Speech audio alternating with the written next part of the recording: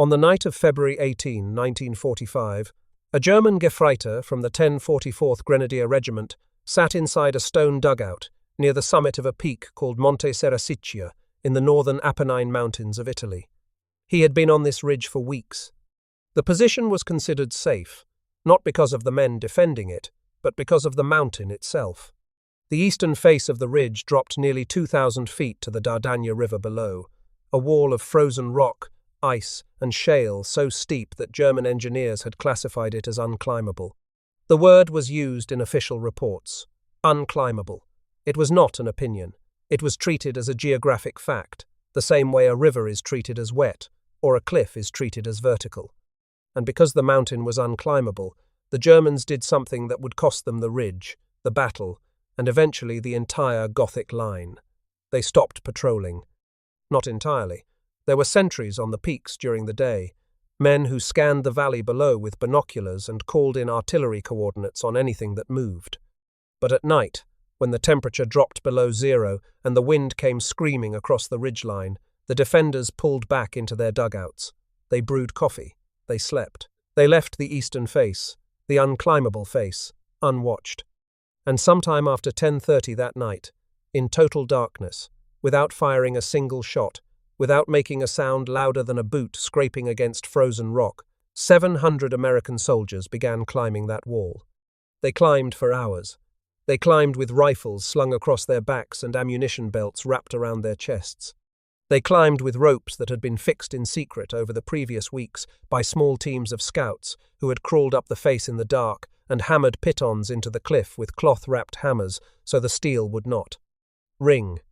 They climbed through ice that cracked under their fingers, and snow that gave way without warning, and shale that crumbled the moment a man put his weight on it. And by dawn, when the first grey light touched the summit of Monte Serrasiccia, the Germans woke up to find American soldiers standing above them with weapons pointed at their heads. The prisoners taken that morning were confused in a way that went beyond the ordinary shock of capture. They had not been outfought. They had not been outgunned. They had been made irrelevant by something they had been told was physically impossible. A German officer captured near the summit later admitted what every defender on that ridge was thinking. He said, "We did not believe your men could climb anything that awkward."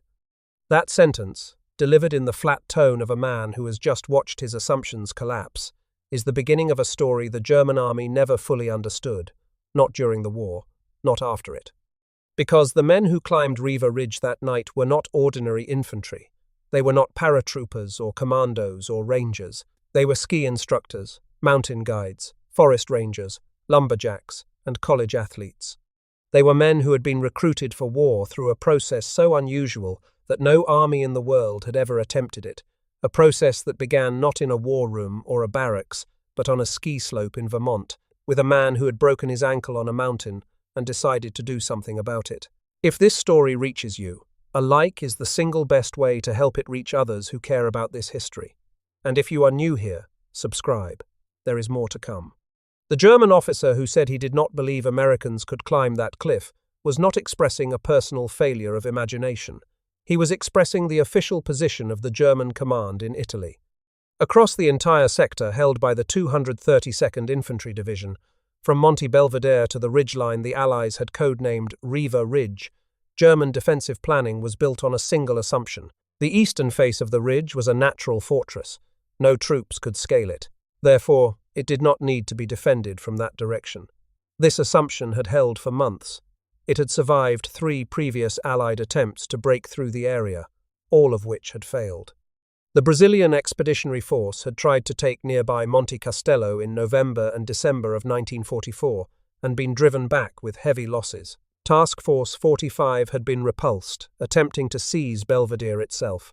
In each case, the attacking troops had been spotted long before they reached their objectives, because the German observers on Riva Ridge could see every movement across the valley below.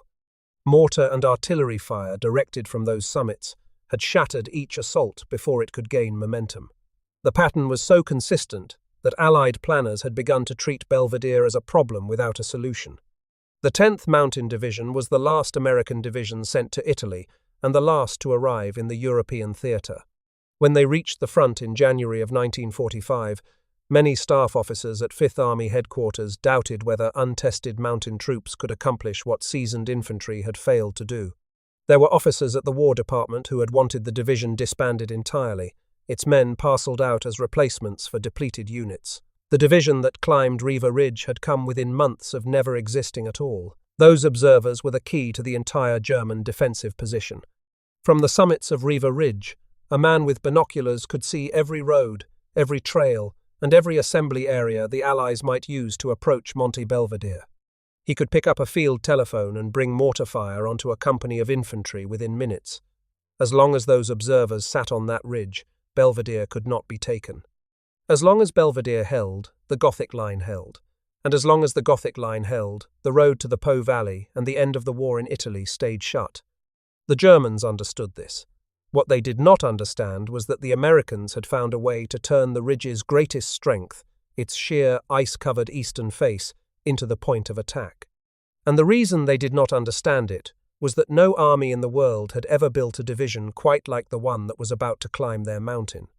That story begins 5 years before the assault, not in Italy and not in any military installation, but at a ski lodge in Stowe, Vermont, in the winter of 1936. A man named Charles Minnie Dole, known to everyone as Minnie, had just broken his ankle on the slopes of Mount Mansfield. He lay in the snow, unable to move, and no one came. There was no organized rescue system on American ski mountains, no trained patrol, no medical response. Dole lay there in the cold and decided that was unacceptable. 2 years later, in 1938, he founded the National Ski Patrol, the first organized system of trained volunteers on American ski slopes. He was a Connecticut insurance man. He had never served in the military. He had no connection to the War Department. But Minnie Dole had a talent that would prove more dangerous to the German army than any weapon the Allies possessed. He knew how to lobby. In November of 1939, the Soviet Union invaded Finland. The Soviets sent 70 divisions and thousands of tanks across the border, expecting the campaign to last weeks. It lasted months. Finnish ski troops, tiny units of men on skis moving through forests where tanks could not follow, tore the Soviet columns apart. They encircled divisions. They cut supply lines. They inflicted casualties so staggering that the world press treated it as a miracle. Minnie Dole watched the Winter War with the eyes of a man who had spent years thinking about what skilled men could do on snow and ice. He saw not just a military lesson, but an opportunity. The United States had no mountain troops, no ski soldiers, no unit trained to fight in the kind of terrain where the next European war was certain to be fought: the Alps, the Apennines, the mountains of Norway.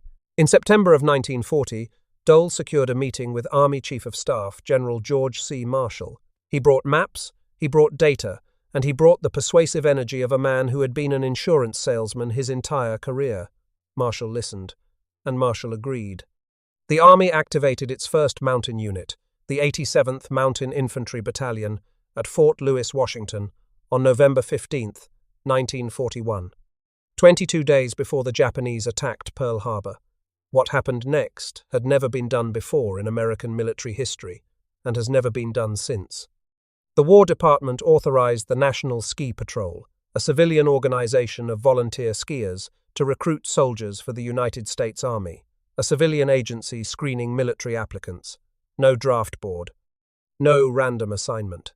Instead, every man who wanted to join the mountain troops had to submit 3 letters of recommendation from people who could vouch for his skiing, climbing, or outdoor skills. The ski patrol processed the applications and forwarded the names. Over the course of the war, they recruited more than 7,000 volunteers. Now, stop and consider what that meant. The standard American infantry division in 1942 was built from whoever the draft sent. Farm boys from Kansas, factory workers from Detroit, clerks from Philadelphia. The Army took them as they came and trained them as soldiers. The 10th Mountain Division was built from men who had already proven they could survive in mountains. The recruits included world-class athletes: Torger Tokle, a Norwegian immigrant who had won 42 of 48 major American ski jumping tournaments and set 24 hill records; Friedel Pfeiffer, an Austrian-born skiing champion who had fled the Nazis; Walter Prager, the Swiss-born coach of the Dartmouth College ski team, who brought European racing technique to America; Alongside them came men who had never competed in anything, but who had spent their lives in the mountains: forest rangers from Idaho, lumberjacks from Oregon, ranch hands from Wyoming, hunting guides from Montana. There were Ivy League students from Dartmouth and Harvard, and high school dropouts from small towns no one had heard of. There were European refugees who had fled fascism and cowboys who had never left the Rockies. There was a man from New York City who later admitted that the tallest thing he had ever climbed before enlisting was a Fifth Avenue bus. And there was a boy from rural Georgia who had never seen snow until the train pulled into Pando Valley and he stepped out into a world of white that stretched to the horizon in every direction. What they shared was not education or background or wealth. What they shared was that every one of them had demonstrated, before he ever put on a uniform, that he knew how to move through the kind of terrain where the army planned to send him. Or, in the case of the city boys and the southern recruits, that they were willing to learn from the men who did. Remember this detail because it is the first layer of the answer to why the Germans stopped patrolling Riva Ridge. The Germans stopped patrolling because they believed no soldiers could climb that cliff. But the Americans who climbed it were not soldiers in the way the Germans understood the word. They were mountaineers who had been given rifles. And the difference between a soldier who has been taught to climb and a climber who has been taught to fight is a difference that the German command in Italy never grasped. But recruitment was only the raw material. What the army did with these men at a place called Camp Hale, Colorado, turned them into something that the German defenders of Riva Ridge had no framework to anticipate.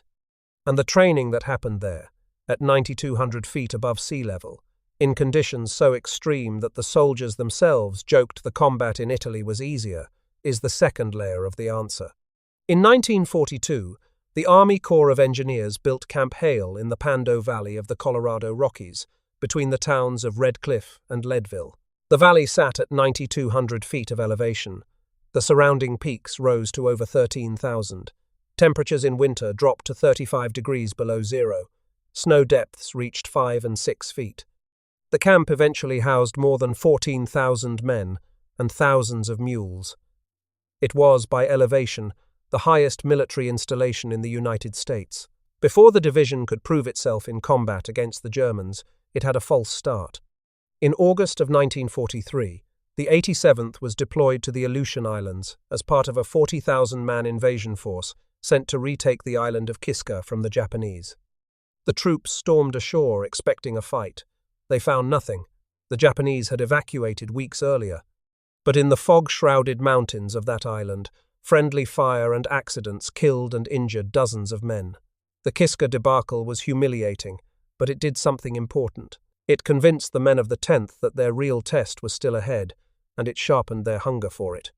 The training at Camp Hale was not simply infantry training conducted in cold weather. It was a systematic effort to build soldiers who could live, move, and fight in conditions that would kill an unprepared man in hours. The men trained in skiing, cross-country, and downhill. They trained in rock climbing and ice climbing. They trained in snowshoeing and mountain navigation and cold weather survival. They carried packs that weighed up to 90 pounds over terrain that left men gasping for oxygen in the thin mountain air. The instructors included some of the finest mountaineers in the world. Paul Petzoldt, who had climbed to 25,000 feet on K2 in 1938 as part of the first American expedition to the mountain, taught energy conservation, frostbite prevention, and high-altitude evacuation techniques. David Brower, who would later lead the Sierra Club, taught rockcraft. The Stettner brothers, legendary European alpinists, taught ropework and belaying. These men were not career military officers. They were civilians who had spent their lives on mountains and who now transferred that knowledge into a military framework. The soldiers they trained did not simply learn how to climb. They learned how to think like climbers, how to read rock, how to judge ice, how to assess a route in darkness by feel alone. In March of 1944, the division undertook the notorious D-series maneuvers.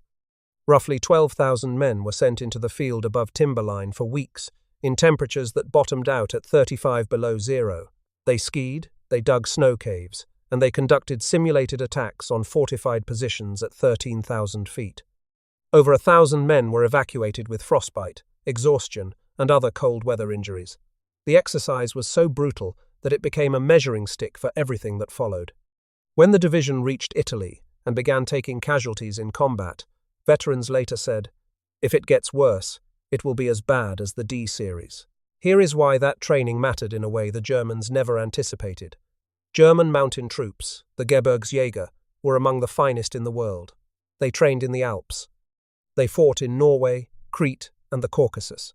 Their tactical skill in mountain terrain was unquestioned, but German mountain training was built on a professional military model. Soldiers were trained by professional military instructors, using standardized curricula within the rigid structure of the Wehrmacht. The men followed doctrine. They executed techniques as prescribed. They were formidable. The American mountain troops at Camp Hale were trained by a different philosophy entirely. The instructors were not career soldiers. They were climbers, skiers, and wilderness experts who had been given military rank for the duration of the war. The training culture reflected the culture of American mountaineering, which was itself built on improvisation, individual judgment, and the principle that the man on the rock face is the one who decides how to move, not the man at the base camp reading a manual. This meant that when a 10-man squad from the 10th Mountain Division looked at a cliff, they did not consult a tactical reference. They assessed it the way a climbing team assesses a route, each man contributing his own reading of the rock, the ice, the angle, the exposure. Leadership in a climbing team is not about rank. It is about who knows the route best. That climbing team mentality, transferred into a military context, produced something the German army had never seen. An infantry division where small unit problem-solving was not just encouraged but assumed. Where a sergeant could look at a cliff face and say, "I can get us up that," and his lieutenant would listen, because the sergeant had been climbing since he was 14, and the lieutenant had been in the army for 2 years. This is the detail that connects Camp Hale to Riva Ridge. The German defenders looked at the eastern face and saw an obstacle that no army doctrine covered. The Americans looked at the same face and saw a climbing problem. And climbing problems have solutions. You just have to find the route. The man who found the routes was not a general. He was not even a field-grade officer. The scouts who mapped the 5 trails up the eastern face of Riva Ridge were junior officers and enlisted men from the 86th Mountain Infantry Regiment, men who had spent their pre-war lives on rock faces and ice walls across the American West. In January and early February of 1945, these scouts went out at night, small teams of 2 or 3 men, moving in total darkness along the base of the cliff, looking for weaknesses. They free-climbed sections of the face to test whether the rock would hold. They identified 5 routes. 2 of them, the trails to Pizzo di Campiano and Monte Serrasiccia, required fixed ropes and pitons because the rock was too steep and too unstable for a loaded infantryman to climb without aid. The other 3 could be ascended by experienced men without fixed ropes, though the climbing was severe. Each route was assigned a number. Trail 1 to Pizzo di Campiano, Trail 2 to Monte Capalbuso, Trail 3 to Monte Serrasiccia, Trail 4 to Monte Mancinello, a 5th route for Company F to a position called Le Piage on the far left flank. The German garrison on the ridge noticed none of this activity. German intelligence had assessed the cliff as unscalable and had allocated its reconnaissance resources elsewhere. Patrols on the ridge were sporadic during the day and virtually non-existent at night. The Germans had fewer than 70 men spread across the entire ridgeline, 2 companies of the 1044th Grenadier Regiment with a machine gun section and a single company in reserve at a village called Corona. These were not Gebirgsjäger, not elite mountain troops.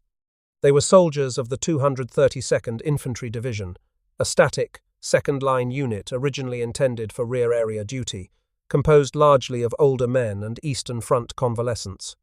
They were commanded by General Lieutenant Eckhard von Gablenz, a capable officer who had fought at Stalingrad, but who did not have the manpower to patrol every meter of a ridgeline, his own engineers had told him, who did not need patrolling. In the weeks before the assault, the Americans had been probing the German lines with ski-mounted patrols, acclimating themselves to the terrain and testing the enemy's alertness. One night, an American Olympic ski racer named Steve Knowlton was on a patrol when his team encountered a German soldier, also on skis. The German, thinking the Americans were his own comrades in the darkness, waved casually. He was greeted by a volley of rifle fire. The encounter illustrated something the German defenders never fully appreciated. The men patrolling against them were not ordinary infantry on skis. They were expert skiers carrying rifles. On snow and ice, the distinction mattered enormously. And here, the Germans made a second mistake that compounded the first. At the precise moment the Americans were preparing to climb, the 232nd Division was in the middle of a unit relief. The Fusilier Battalion was replacing the 1044th's men on the ridge. Elements of the 114th Jaeger Division were preparing to take over the sector entirely. Von Gablenz himself was reportedly away from the ridge at a staff conference, and key officers from the 1044th had been pulled from the sector. The defenders were at their weakest, their most disorganized, their most distracted. The Americans did not know this. They simply got lucky with their timing. But in war, luck rewards the army that is prepared to exploit it. The plan for the assault belonged to Major General George P. Hayes, the commander of the 10th Mountain Division. Hayes was not a mountain trooper by background. He was a career artillery officer who had won the Medal of Honor in the First World War for heroism at the Second Battle of the Marne in 1918. He was weathered, plain-spoken, and utterly focused on the objective. He had studied the terrain for weeks and understood what his predecessors had not. Belvedere could not be taken as long as German observers sat on Riva Ridge, and Riva Ridge could not be taken by a conventional assault, because any force moving up the western slopes would be spotted and destroyed by artillery long before it reached the summit. The only approach the Germans did not expect was the one they believed was impossible. Hayes gave the mission to the 1st Battalion of the 86th Mountain Infantry Regiment, reinforced by F Company from the 2nd Battalion, a force of roughly 1,000 men commanded by Lieutenant Colonel Henry J. Hampton. Hampton was a professional soldier, but the men he commanded were not. They were the ski troopers, the mountaineers, the men Minnie Dole's ski patrol had found for the army 3 years earlier. Hayes issued his final order to the division before the assault. His words were blunt, and they carried the weight of a man who had seen men die in war for 27 years. He told them, "You must continue to move forward. Never stop. If your buddy is wounded, do not stop to help him. Continue to move forward. Always forward." On the night of February 17th, the assault companies moved to jump-off hamlets near the base of the ridge. They waited through the entire next day, the 18th, in silence, without fires, without noise, watching the ridge above them, and knowing that if the Germans detected them, the assault would fail before it started. At approximately 10:30 on the night of February 18th, 1945, the climb began. The night was moonless and bitterly cold. A thin overcast hid the stars. Each man blackened his face and hands with soot to eliminate any glint of skin in the darkness. Dog tags were taped to prevent jingling. Canteens were filled only halfway so the water would not slosh. Every piece of equipment that could make noise had been secured, wrapped, or removed. The men had been told one thing above all: silence. Total silence. A single dropped rifle, a single spoken word, a single rock dislodged and clattering down the cliff face, and the German garrison would wake. And if the Germans woke while 700 men were strung out on a 2,000-foot cliff with no cover and no room to maneuver, the result would be a massacre. Each assault company was preceded by a team of 3 expert mountain men who moved half an hour ahead, picking the route in darkness and fixing ropes where the terrain demanded it. Piton hammers had been wrapped in cloth to prevent the ring of steel on rock from carrying across the valley. The main body followed in single file, each man placing his hands and feet where the man in front had placed his. They carried rifles, ammunition, grenades, and enough rations for 2 days. They did not carry blankets. Weight had to be kept to the minimum. The temperature was below freezing. The rock was coated in ice. Sergeant Jacques Parker of Company C, 86th Mountain Infantry, born in Monte Carlo and raised skiing across Europe and the eastern United States, climbed that night carrying a .30 caliber machine gun tripod in addition to his personal weapon. Parker was also the division's combat artist. There were no photographers on the climb. The sketches he would make in the days that followed, using a tablet he wet with spit or melted snow, would become the only visual record of what happened on Riva Ridge. He later recalled that they had no blankets on that climb and that the silence was so complete he could hear the breathing of the man behind him. Just before dawn, on the morning of February 19th, the last unit radioed that it was in position. All 4 peaks had been reached. A fog had settled over the ridge in the early morning hours, concealing the Americans as they dug in along the summit. The entire climb, 2,000 feet of frozen cliff face in total darkness, had been completed with essentially 1 casualty. 1 man wounded. Every other soldier reached the top. The first firefight came later that morning when German sentries returning to their observation posts stumbled into American positions.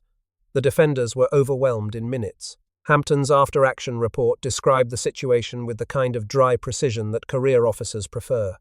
He wrote that the battalion found itself in the bottom of a bowl, with the enemy sitting on 2/3 of the rim looking down.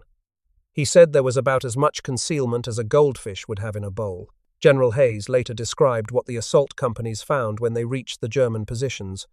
He said the Germans were back in their dugouts sleeping, and our troops took the guns over, turned them around, and went down and threw hand grenades in their sleeping quarters, and that is the way they woke up. The Germans were awfully surprised at the American soldiers ascending from a side that had been declared unclimbable. Taking the ridge was an astonishing achievement. Holding it would prove far more costly and far more revealing of what the 10th Mountain Division actually was. Within hours of the first contact, the German command understood what had happened and began organizing counterattacks. The 232nd Fusilier Battalion was committed immediately. The 4th Hochgebirgsjäger Battalion, an elite high mountain unit, was trucked in from Pieve Pelago. Colonel Winkelmann, the regimental commander of the 1044th, personally insisted on leading an assault squad against Pizzo di Campiano, the most exposed American position. Over the next 5 days, the defenders of Riva Ridge absorbed at least 6 company-strength counterattacks, plus continuous artillery bombardment. The worst fighting was at Pizzo di Campiano, the lowest and most vulnerable summit. Lieutenant James W. Luce Jr. led a platoon of Company A that became separated from the rest of the battalion by terrain and enemy fire. His position was attacked from 3 directions. At points, the fighting was so close that Luce called American artillery and 50 caliber machine gun fire onto his own position because the Germans were too near to engage any other way. Lieutenant Colonel Hampton personally led a reinforcing platoon along a knife-edge ridge to relieve the Campiano defenders, moving across exposed rock under mortar fire because it was the only route. At dawn on February 20th, Lieutenant John McCown, a serious pre-war Teton climber who had been a climbing instructor at Camp Hale, charged an enemy machine gun along a spur to break the German pressure on the ridge. He and 6 of his men were killed. McCown's charge is credited with helping break the German counterattack at a critical moment. Luce would later recall warning his relief, "They have attacked us from every direction but one, and that is the way we came up, and that is the way they are going to attack next." He was right. They attacked from that direction the following morning. German counterattack losses were severe. According to divisional records, dozens of the reserve troops committed to retaking the ridge were killed, wounded, or captured. At least one German officer fell leading an assault squad just below the summit of Monte Serrasiccia. The Americans held. Meanwhile, the division's 126th Engineer Mountain Battalion performed an engineering feat that was almost as remarkable as the climb itself. They built an 1,800-foot aerial tramway up the eastern face of the ridge. What had taken hours of dangerous hand-carrying down frozen rock could now be done in minutes. Mules, human porters, and the tramway carried over 10 tons of ammunition and supplies up to the defenders in 5 days. By February 24th, the ridge was secure. And with the ridge secure, the observers who had destroyed every prior assault on Belvedere were gone. On the night of February 19th, just 24 hours after the Riva Ridge climb, 6 additional infantry battalions, roughly 13,000 men, of the 85th, 87th, and remaining 86th regiments, launched the main assault on Monte Belvedere and Monte Gorgolesco. In a decision that reflected the same audacity as the Riva Ridge plan, General Hayes ordered the attack without preparatory artillery bombardment, sacrificing firepower for surprise. The gamble worked. The 85th's 3rd Battalion reached the summit of Belvedere by dawn on February 20th. German counterattacks, reinforced by elements of the 114th Jaeger Division, struck on February 21st but failed to retake the ground. Fighting on Gorgolesco was more prolonged. The last peak, Monte della Toraccia, fell after brutal close-quarters combat on February 24th. The ridgeline was fully secured by February 25th. Hayes's superiors had estimated the operation would take 2 weeks and cost 3 times the casualties it actually produced. It took 5 days. The assault on Belvedere cost 923 casualties, 192 killed in action, and 730 wounded. The German Gothic Line, which had held the Allies in place through an entire winter, was cracked open by a division of ski troopers that most of the War Department had wanted to disband. Now consider what the German command saw in the days after Riva Ridge, and consider why they could not replicate it. The 232nd Division's after-action reports reveal an organization struggling to understand what had happened. The Americans had attacked from a direction that doctrine said was impossible. They had climbed at night, in winter, up a cliff face that professional engineers had classified as unscalable. They had achieved total surprise against a garrison that should have detected any conventional approach hours in advance. And they had done it not with elite commandos trained for a single mission, but with an entire battalion of line infantry. The German response to the fall of Riva Ridge followed the pattern that the Wehrmacht used when confronted with a surprise. Counterattack immediately with whatever reserves are available. Escalate until the position is retaken. This was sound doctrine. It had worked across Europe. But on Riva Ridge, the counterattacks failed, not because the Americans had superior firepower, they did not, but because the men on the ridge understood the terrain in a way their attackers did not. The defenders used the ridgeline the way climbers use a mountain. They found the dead ground, the folds in the rock where mortar fragments could not reach. They identified the approaches an attacker would have to use and covered them with machine guns. They read the terrain not as soldiers read it, from a map, but as mountaineers read it, from the ground under their boots. And when artillery came in, they dug into positions that only men who understood rock and ice would have known how to find. Wilson Ware, an American intelligence officer who debriefed German prisoners taken on the ridge, recorded their answers to a simple question. Why had they ignored the obvious American activity in the valley below in the days before the assault? The prisoners said, "Yes, but Americans are crazy. They are always moving around in the open. We did not think it meant anything." The Germans had seen the Americans massing and dismissed it because their own assessment told them the eastern face could not be climbed. They filtered evidence through assumption, and the assumption consumed the evidence. But the Americans were not line infantry. They were something else entirely. They were a division built from civilian expertise and trained by civilian experts, a unit where the skills that mattered most, climbing, skiing, mountain navigation, cold weather survival, had been brought into the army from outside the military system. The German military tradition produced mountain troops by taking professional soldiers and teaching them mountaineering. The American system produced mountain troops by taking mountaineers and teaching them soldiering. The difference sounds semantic.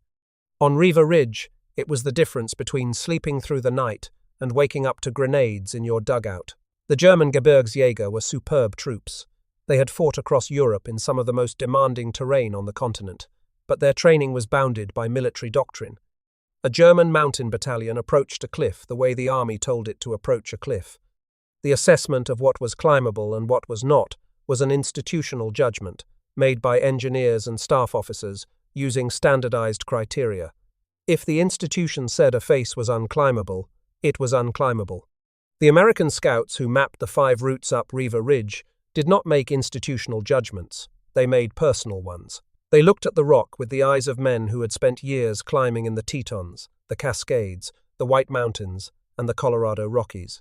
They assessed the face not against a military standard but against their own experience, and their experience told them it could be climbed, not easily, not safely, but it could be climbed. Sergeant Carl Casperson of Company B led one of the key reconnaissance patrols. He and a small team of expert climbers free-climbed a section of the Campiano cliff and overcame the German sentries at the summit, proving the route was viable. Casperson did not survive the campaign. He was killed at Pizzo di Campiano on February 27th. This is the third layer of the answer. The Germans stopped patrolling the eastern face because their system told them it did not need patrolling. The American system did not tell its soldiers what was impossible. It sent them out to find what was possible and let them decide for themselves. But there is a fourth layer, deeper than recruitment, deeper than training, deeper than the mountaineering culture the division carried from Camp Hale to Italy. This layer explains not just how the 10th Mountain Division took Riva Ridge, but what happened in the weeks and months that followed, when the men who climbed that cliff paid for their achievement in a currency that the German command never expected them to spend. Because Riva Ridge was not the end, it was the beginning, and the price of what came next was staggering. The 10th Mountain Division spent 114 days in combat in Italy. In that time, it suffered 992 men, killed in action, and 4,154 wounded. For a division that did not see its first day of combat until February of 1945 and fought its last on May 2nd, those numbers represent one of the highest casualty rates of any American division in the Italian theater. Sergeant Dennis Noonan, a 32-year-old former IBM employee from Short Hills, New Jersey, who had risen to First Sergeant of Company C, 87th Mountain Infantry, tried to explain the reality of what they were enduring in a letter to his mother from Casteldaiano on March 23, 1945. He wrote, "Thanks to the failure of the press and to the stupidity of Hollywood, the home front has no real conception of war, and only by their letters home can the truth be made known." Noonan survived the war. His letters are held at the Denver Public Library, part of the 10th Mountain Division Resource Center, one of the most complete archives of any American division in the Second World War. The human cost fell hardest on the men who had climbed Riva Ridge and charged Belvedere. On March 3, 1945, during the division's advance through the mountains beyond Belvedere, Technical Sergeant Torger Tokle, the Norwegian immigrant who had won 42 of 48 major ski jumping tournaments in America, was killed near Iola di Montese. Tokle had been born in Lockenverk, Norway, in 1919, one of 6 brothers. His family was poor. His father made skis from barrel staves, and Torger was skiing at the age of 3. By 6, he was competing on 40-meter hills.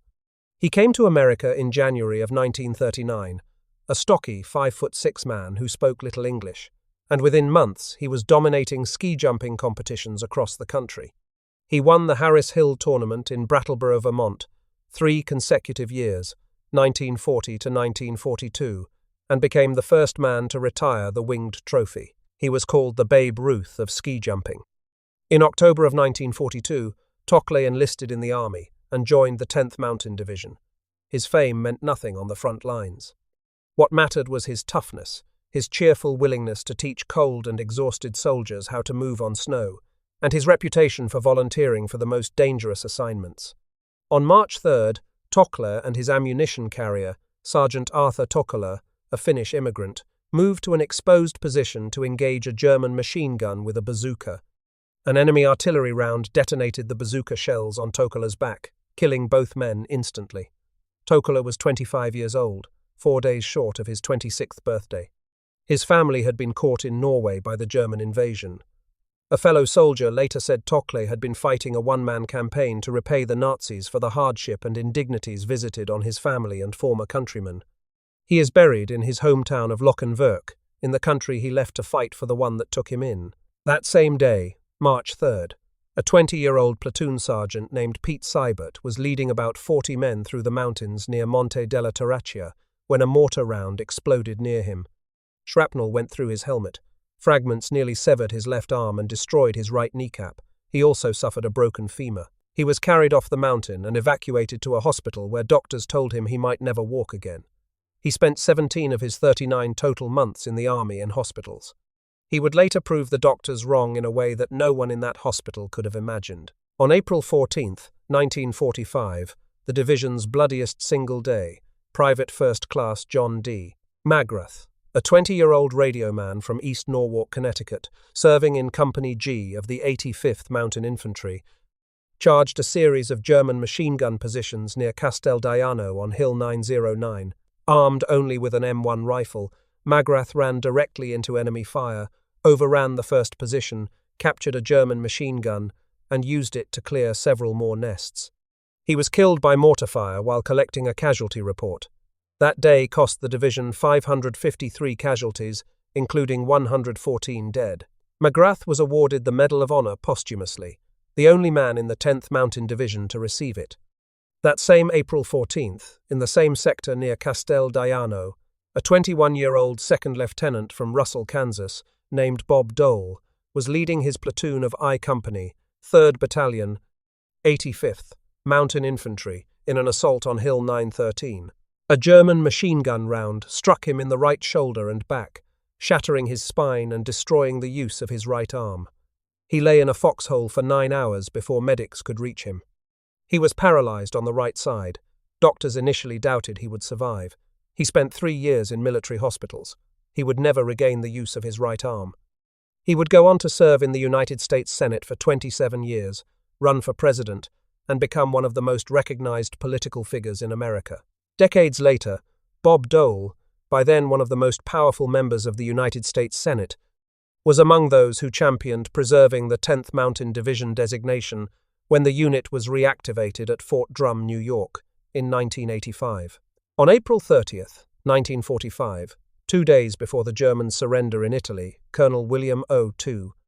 Darby, the legendary founder of the Army Rangers who was serving as assistant division commander, was killed by one of the last German artillery shells fired in the campaign. He was posthumously promoted to brigadier general. The division had spearheaded the final Allied offensive in Italy, Operation Craftsman. They were the first unit to cross the Po River, paddling across in 50 assault boats on April 23rd. They pushed all the way to Lake Garda and the Austrian border, moving so fast that their own supply lines could not keep up. The war in Italy ended on May 2nd. The men who had climbed Riva Ridge just 72 days earlier had fought all the way across the Po Valley to the edge of the Alps.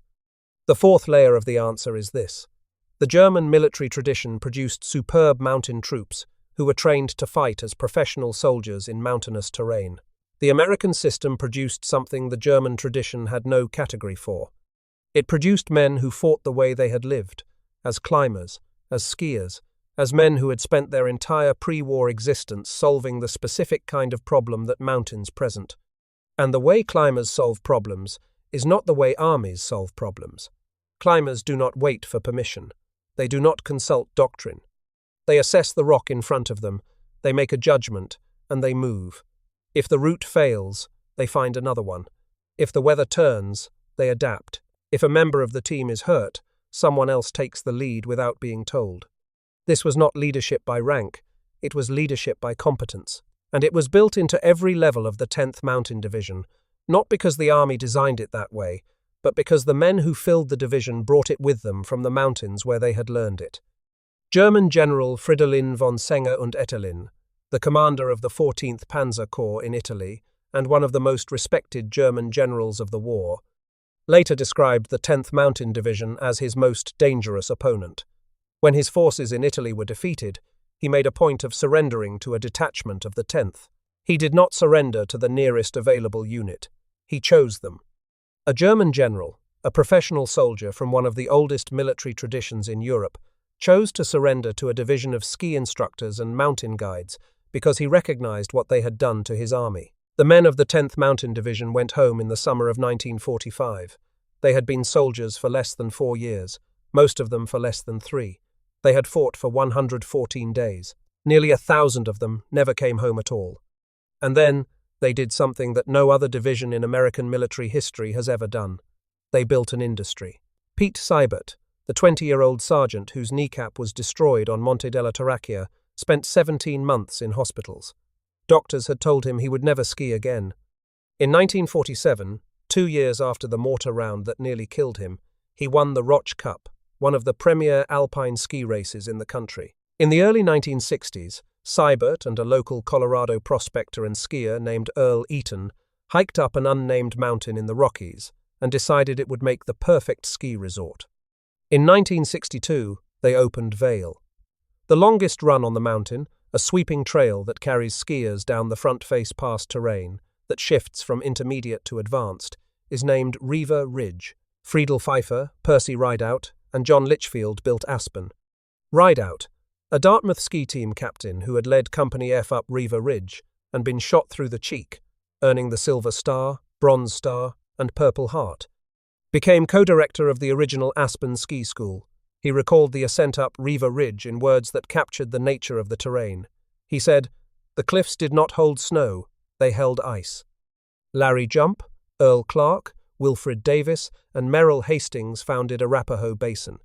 Fritz Benedict, another 10th Mountain veteran, designed master plans for Vail, Snowmass, and Breckenridge. He also founded the 10th Mountain Division Hut Association, a system of backcountry huts across the Colorado Rockies that exists to this day, connecting Aspen to Vail through over 350 miles of trails. Paul Petzoldt, the K2 climber who had taught energy conservation at Camp Hale, founded the National Outdoor Leadership School in 1965. an institution that has since trained hundreds of thousands of wilderness leaders. Bill Bowerman, who served in the 10th and went on to coach track at the University of Oregon, co-founded Nike. Steve Knowlton, an Olympic ski racer who had served in the 87th and once encountered a German soldier on skis during a night patrol in Italy, he came home and worked manual labor in Aspen to get the resort ready for business while saving his money and training for the 1948 Olympic team, in which he competed. According to the 1996 documentary Fire on the Mountain, in all, 62 American ski resorts were either founded, managed, or had their ski schools directed by 10th Mountain Division veterans. 62. An entire industry, built by men who had learned to climb frozen rock faces at night under enemy fire. In 2022, President Biden designated over 53,000 acres around Camp Hale as the Camp Hale Continental Divide National Monument, the first use of the Antiquities Act of his presidency. The valley where men had trained in 35 below zero temperatures and carried 90-pound packs over 13,000-foot passes was preserved as a permanent memorial to what they had accomplished. And there is one more detail worth knowing. In 1972, a thoroughbred racehorse named by 10th Mountain Division veteran Jack Tweedy, whose wife Penny Chenery owned the famous Meadow Stable, won the Kentucky Derby and the Belmont Stakes. The horse's name was Riva Ridge. The German defenders of Riva Ridge never built anything comparable, not because they lacked talent, not because they lacked courage, but because the German military system, for all its rigor and excellence, did not create the kind of men who could take what they had learned in war and transform it into something new in peacetime. The system produced soldiers, superb soldiers, soldiers who followed orders, executed doctrine, and fought with extraordinary bravery. But the system did not produce the kind of creative, self-directed, improvising individuals who would come home from a war and look at a mountain and see not a military objective but a ski resort, a school, a business, a new way of life. The Americans produced those individuals because the division was built from those individuals. Minnie Dole's genius, the insurance man from Connecticut who broke his ankle on a ski slope and decided to change the world, was not that he lobbied the army into creating mountain troops. Other countries had mountain troops. His genius was that he insisted the army recruit actual mountaineers and then let mountaineers train them. The civilian identity of the 10th Mountain Division was not a weakness. It was the weapon. It was the thing that put men on a summit the Germans had declared unreachable. And it was the thing that sent those men home with the skills and the confidence to build something from nothing, which is, when you think about it, the same thing they did on the face of Riva Ridge. General Lieutenant Eckhard von Gablance, the commander of the 232nd Infantry Division, the man whose engineers had called the eastern face unclimbable, survived the war. His division surrendered in May of 1945. Von Gablance had been a professional soldier his entire adult life. He had fought at Stalingrad. He had held a sector of the Gothic Line for months against everything the Allies threw at him. He was, by any measure, a competent and experienced commander. And on the night of February 18th, 1945, he lost his ridge because his system told him it could not be lost. The mountain was too steep. The cliffs were too high. The winter was too harsh. No soldiers could climb it. His system was wrong, not because the assessment was unreasonable. By the standards of conventional military capability, the eastern face of Riva Ridge was unclimbable. But the men who climbed it were not conventional soldiers. They were climbers in uniform, and the German system had no category for that. There is a run at Vail, Colorado that winds from near the summit down the front face of the mountain.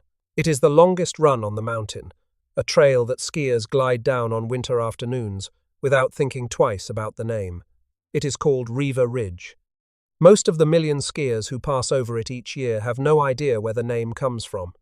They do not know that on a frozen night in February of 1945, 700 men who loved mountains the way these skiers love mountains climbed 2,000 feet of ice-covered rock in total darkness to surprise an enemy that had declared the climb impossible. They do not know that 17 of those men died in the 5 days that followed, or that the division they belonged to lost nearly 1,000 killed in 114 days of combat.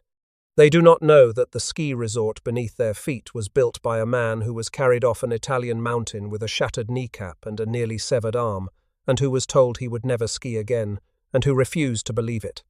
Pete Seibert died on July 15, 2002. He was 77 years old. He had built one of the most famous ski resorts in the world. He had rarely spoken about the war. One winter day, in 1989, his son recalled. Pete called and asked for a ride to Camp Hale. Once there, he slung a heavy pack onto his back, strapped on his skis, and set off alone into the mountains where he had trained 50 years before. No one knows what he was looking for out there in the snow.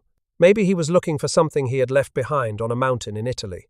The Germans stopped patrolling Riva Ridge because they believed the mountain would protect them. They were right about the mountain. They were wrong about the men.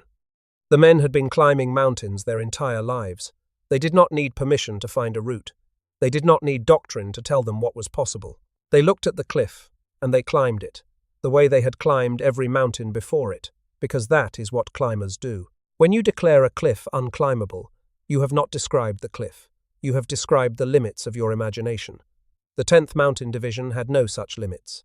And the men who slept in those dugouts on the night of February 18th, 1945, never heard them coming. Thank you for spending these minutes with these men. If this story reached you, a like is the single best way to help it find others who care about this history. If you are not subscribed, now is a good time. And the bell ensures you never miss one of these. I would love to hear where you are watching from today. And if someone in your family served in the Second World War, a father, a grandfather, an uncle, a neighbor whose stories you grew up hearing, tell me about them in the comments. Every one of those men carried a story like the ones you just heard. Most of them never told it. This is how we make sure they are not forgotten.